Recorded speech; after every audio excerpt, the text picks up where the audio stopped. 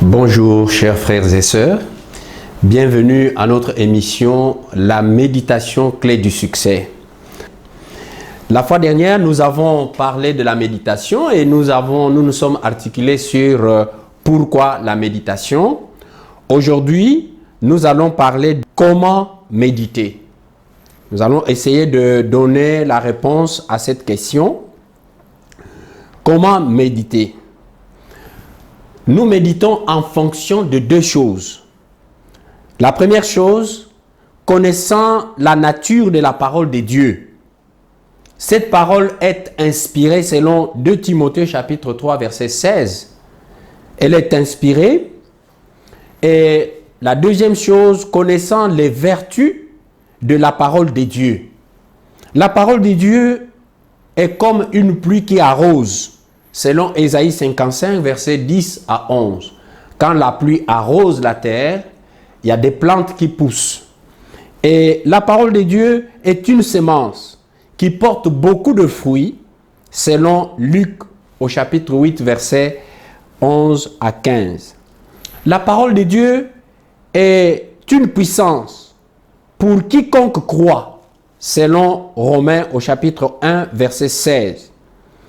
La parole de Dieu est une épée vivante, juge des sentiments et pensées. Nous sommes toujours dans la question comment méditer, en suivant la discipline indiquée dans Jacques. Cette fois-ci, nous allons examiner un peu, selon la parole de Dieu, quelle est cette discipline, comment est-ce que nous pouvons méditer. Dans Jacques, au chapitre 1, le verset 21 à 24, il est écrit: nous devons nous décharger, nous devons nous débarrasser de toute souillure, venir avec repentance, nous devons nous humilier, venir avec humilité, avec douceur, avec docilité, au verset 21. Venir dans une attitude réceptive, s'attendre à recevoir du Seigneur son message. Parce qu'il y a des gens qui s'approchent de la parole de Dieu, tu veux te mettre dans la méditation, mais tu commences déjà à imaginer des choses, des connaissances passées. Non, nous devons nous humilier. Nous devons venir dans une attitude réceptive et se garder des illusions, des préjugés ou faux raisonnements par rapport au texte du jour, le texte que nous voulons méditer. Par exemple, au verset 22. Venir dans l'esprit d'obéissance, déterminé à mettre en pratique la parole reçue. Versets 22 à 25. Alors, quand nous voulons entrer dans la méditation, il y a des outils que nous utilisons. Par exemple, nous devons nous munir de notre Bible. La Bible, pas seulement une seule version, il faut avoir au moins 2 à 3 versions. Et surtout la version français courant, parce que c'est une traduction dynamique. Ce n'est pas littéral, c'est dynamique. Et nous devons avoir une concordance. La concordance, c'est l'outil qui nous aide à trouver les mots dans le passage que nous voulons lire. Par exemple, je vais parler sur l'amour de Dieu. Quand je prends la concordance, je cherche le mot amour. La concordance me donne les passages qui parlent de l'amour. Alors, en ce moment, je vais choisir quel est le passage dont que je vais exploiter. Il faut avoir un cahier pour noter. Nous méditons la parole de Dieu. Dieu nous inspire aussi. Dieu nous parle. Et en ce moment, il faut consigner ce que Dieu nous a parlé dans un cahier. Il faut avoir aussi un dictionnaire. Parce que à part le dictionnaire français, il faut avoir un dictionnaire biblique. Parce que dans les dictionnaires bibliques, il y a des mots qui sont expliqués. Il faut avoir un guide. Le guide ici, c'est le lecteur de la Bible. Nous allons parler prochainement. La méthode qui nous est proposée par la Ligue pour la lecture de la Bible. Vous savez, mes amis, la Bible, c'est comme une forêt. Quand vous avez la vue panoramique, la forêt, vous ne pouvez pas confondre les essences. Mais quand vous descendez, vous marchez maintenant dans la forêt, vous verrez que ça, c'est l'Ozingo, ça c'est le Moabi, ça c'est... Mais pour le savoir, il faut un guide. Il faut quelqu'un qui vous accompagne et qui vous montre ses essences. Il en est de même. La Bible, c'est comme une forêt. Vous pouvez y entrer et puis vous perdre. C'est pourquoi il y a beaucoup de sectes à cause des interprétations. Nous disons aussi que la Bible, c'est comme un océan. Un océan, quand le bébé peut se plonger et ne pas se noyer. C'est-à-dire qu'un nouveau converti peut se plonger et ne pas se noyer. Mais aussi, le maître plongeur peut aller en profondeur sans explorer vraiment le fond de l'océan. Donc la Bible, elle est vraiment complexe. Il faut y aller avec un guide. Donc, la méditation doit se faire dans un lieu calme. Dans un lieu calme, et nous conseillons tôt le matin parce que nous n'avons pas encore beaucoup de choses dans la tête. Comment méditer?